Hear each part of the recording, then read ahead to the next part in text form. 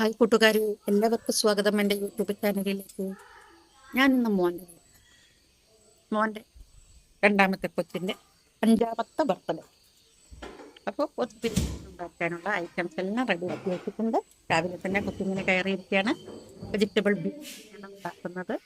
അപ്പോൾ carrot, beans, capsicum, സവാള എല്ലാം ഇട്ടു. അത് കഴിഞ്ഞ് അണ്ടിപ്പരിപ്പ് മുന്തിരിയെല്ലാം നെയ്യിൽ നിന്ന് വറുത്ത് കോരാൻ വേണ്ടി വെച്ചിട്ടുണ്ട്. എല്ലാം റെഡിയാക്കി വെച്ചിട്ടുണ്ട്. പിന്നെ ഏലക്കായ, കുറച്ച് ഏലക്കായ, ഗ്രാമ്പൂ, പട്ട എല്ലാം വെച്ചിട്ടുണ്ട്. ഞാൻ അരി മതി, 1 കിലോ അരി. കോളിഫ്ലവർ ആണ് ഇപ്പോൾ ഇവിടെ വെച്ചിട്ടുള്ളത്. ഇത് നമ്മൾ ഫ്രൈ ചെയ്തെടുക്കാൻ വേണ്ടി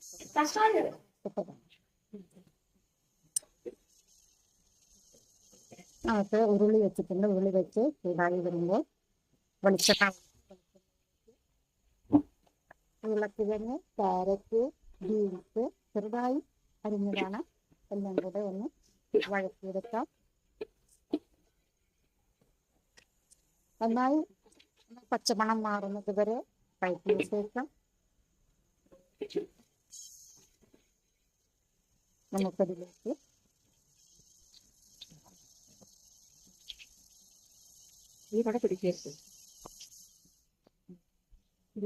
കുറച്ച് പെരുംജീരകം,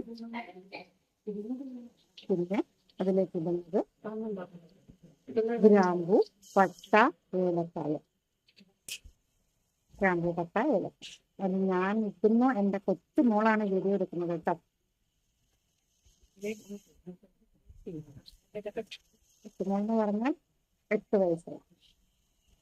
ഗ്രാമ്പൂ, പട്ട, ഏലക്കായ, ഉരുളക്കിഴങ്ങ് ഇട്ട് ഇളക്കിക്കൊണ്ടിരിക്കുന്നത് സോയാ ചങ്ക്സ് തിളച്ച വെള്ളത്തിൽ ഒഴിച്ച്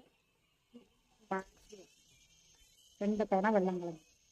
തിളച്ച വെള്ളം സോയാ ചങ്ക്സ് ഇട്ട് കഴിഞ്ഞാൽ ഒരല്പം ഉപ്പ് കൂടെ ഇടണം കേട്ടോ. ഉപ്പ് കൂടെ ഇട്ടിട്ടാണ് ഞാൻ വെച്ചിരുന്നത്.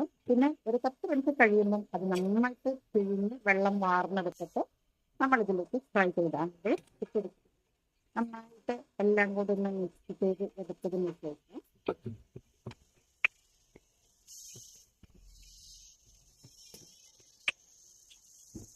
സവാള ഇടുന്നുണ്ട്. സവാള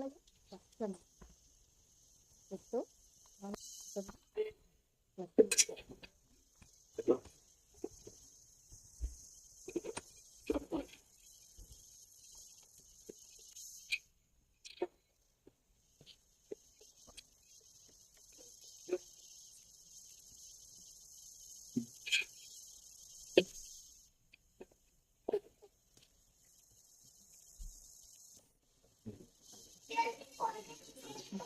പൊടി, മുളക് പൊടി,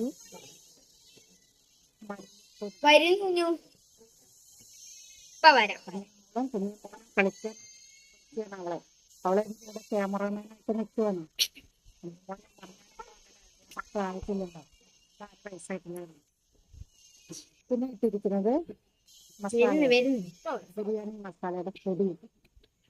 അതൊന്ന് മൂപ്പിച്ചെടുക്കാന്നുള്ളതേ ഉള്ളൂ. ചൂട് മാറി പച്ചമണം മാറി നല്ല ചൂടുള്ള കഴിഞ്ഞാൽ നല്ലതുപോലെ ഒന്ന് പച്ചമണം മാറി വെജിറ്റബിൾസിനോടൊപ്പം എല്ലാം ഒന്ന് ചേർന്നു. ശേഷം ഞാൻ അരി കഴുകി പാർത്ത് വെച്ചിട്ടുണ്ടായിരുന്നു, അതുകൂടെ ഇതിലേക്കിടും. ഇതെല്ലാം കൂടെ ഒന്ന് ചേർത്ത് ഒന്നുകൂടെ അരി ഒന്ന് വറുത്തെടുക്കും.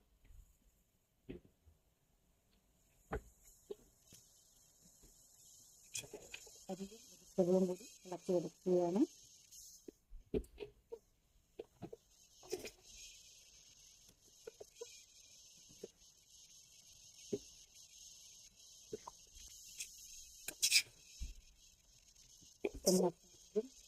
പെരുവും ഉപ്പ് എല്ലാം വെജിറ്റബിൾസ് എല്ലാം അരിയോടൊപ്പം ചേർന്ന് കഴിഞ്ഞ് നല്ലത് അടിയിൽ പിടിക്കാത്ത രീതിയിൽ ഇളക്കി എടുക്കണം. ഇങ്ങനെ ഉണ്ടാക്കി കഴിഞ്ഞാൽ ഏത് രുചിയാണ് കേട്ടോ.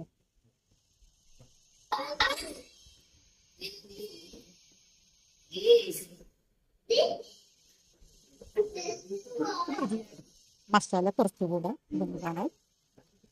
അരിയിട്ട് കഴിയുമ്പോഴേ അതിലേക്ക് ആ ഫ്ലേവർ അല്പം കൂടെ ഇത് ഞാൻ ടേബിൾ സ്പൂൺ ഇട്ടിട്ടുള്ളൂ കേട്ടോ. നന്നായിട്ടൊന്ന് ഇളക്കി യോജിപ്പിക്കുന്നു. വീണ്ടും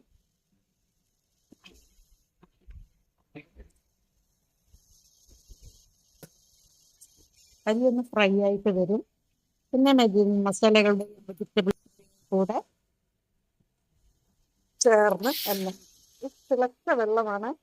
ആ ഒഴിക്കുന്ന ഒരു പാത്രം വെള്ളം ഒഴിച്ചു. ആ പാത്രത്തിന് 2 പാത്രം അരി. അപ്പൊ അതിന് ഡബിള് വെള്ളമൊഴിച്ചു പാകത്തിന് ഉപ്പും ഇട്ടു നന്നായിട്ടൊന്ന് ഇളക്കി അടച്ചു വെച്ചു.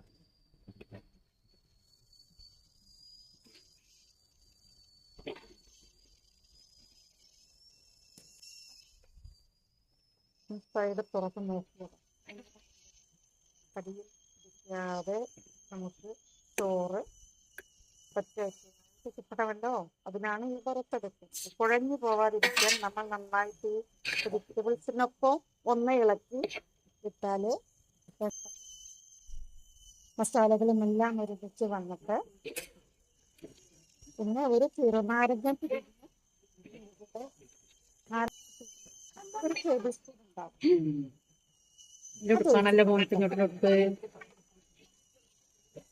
ഹാപ്പി ബർത്ത്ഡേ ഉറപ്പാണോ?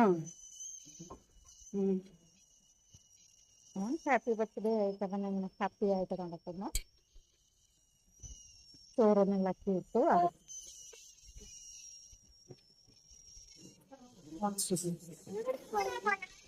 മാറ്റി അടുപ്പിൽ നിന്ന് വാങ്ങി പുറത്തോട്ട് വെച്ചിട്ടുണ്ട്. വറുത്ത് വെച്ച അണ്ടിപ്പരിപ്പ്, മുന്തിരി, സവാള വറുത്ത് വെച്ചത്, ബ്രെഡ് ക്രംസ് ഉണ്ട്, ബ്രെഡ് ഉണ്ട്, എല്ലാം കൂടെ ഒന്നിലേക്ക് ഇടാം. എൻ്റെ ക്യാമറാമാൻ ഒരല്പം നിൽക്കൂ.